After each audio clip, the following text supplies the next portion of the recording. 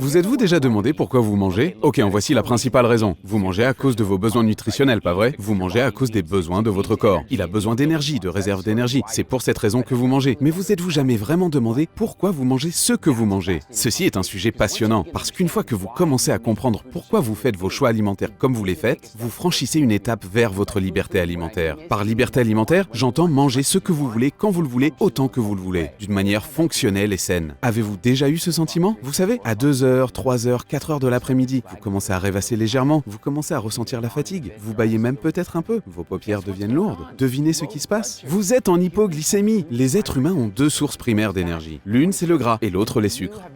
Et lorsque votre corps brûle plus de sucre, la conséquence qui survient est que vous serez victime de hausses et de baisses énergétiques. Lorsqu'une personne habitue son corps à brûler plus de graisse que de sucre, cette combustion est lente et continue. Cette personne peut courir pendant des années. C'est pour cette raison qu'il existe des personnes ultramarathoniennes qui peuvent courir plusieurs marathons en une journée. Alors qu'on avait tendance à penser que pour atteindre 27 km, il fallait être très résistant et faire preuve de beaucoup de volonté pour y parvenir. La raison à cela est une hypoglycémie. Dès l'instant où une personne commence à ressentir une baisse de glycémie, elle a juste envie de manger des aliments riches en quoi? Riches en fructose, en sucre avec un IG élevé.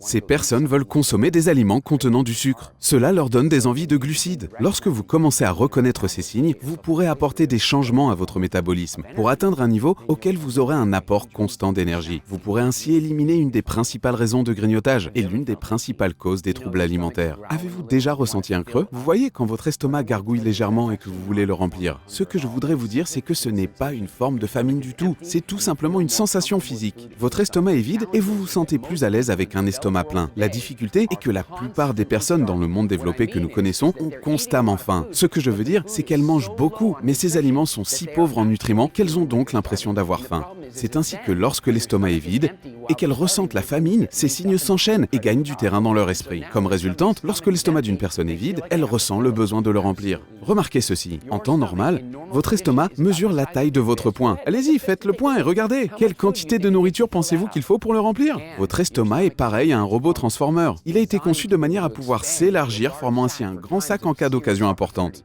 Tout à coup, il y a des fruits dans tous les arbres, et vous voulez pouvoir en manger beaucoup parce que demain il n'y en aura plus. Ou encore, votre clan a soudainement été très chanceux lors de la chasse. Sans congélation, nous devions manger autant de viande que possible maintenant de manière à élargir notre estomac. Mais le problème du monde contemporain est que pour la plupart d'entre nous, nos estomacs restent élargis à longueur de temps, de sorte que, le sentant vide, il nous faut encore plus de nourriture pour le remplir. Quand nous pourrons reconnaître qu'avoir l'estomac vide n'est qu'une sensation et non un indice de famine, nous pourrons véritablement effectuer des changements. Nous pourrons donc nous attaquer à la véritable faim, la famine nutritionnelle. Toutes les autres sensations de famine sont illusoires. La faim nutritionnelle est la seule véritable faim. Et le problème est que nous ne savons pas la reconnaître. Voyez-vous, il n'est pas facile de la reconnaître, car nos ancêtres n'avaient pas d'épicerie où se ravitailler. Autrement dit, Mère Nature apportait en exclusivité les aliments nutritifs disponibles. Ainsi, à mesure que le corps manifestait le besoin de vitamines, de minéraux, de graisses, de protéines, le corps ne disait pas « va et achète telle marque de produit ». Il demandait juste à manger. Car si vous faisiez simplement cela chaque jour, si vous mangiez simplement ce qui est disponible autour de vous dans la nature tout au long de l'année, vous atteindriez vos objectifs nutritionnels. Le défi qui est le nôtre aujourd'hui est que la plupart d'entre nous n'atteignons pas nos principaux objectifs nutritionnels, ce qui nous pousse donc à déambuler avec une sensation permanente de famine.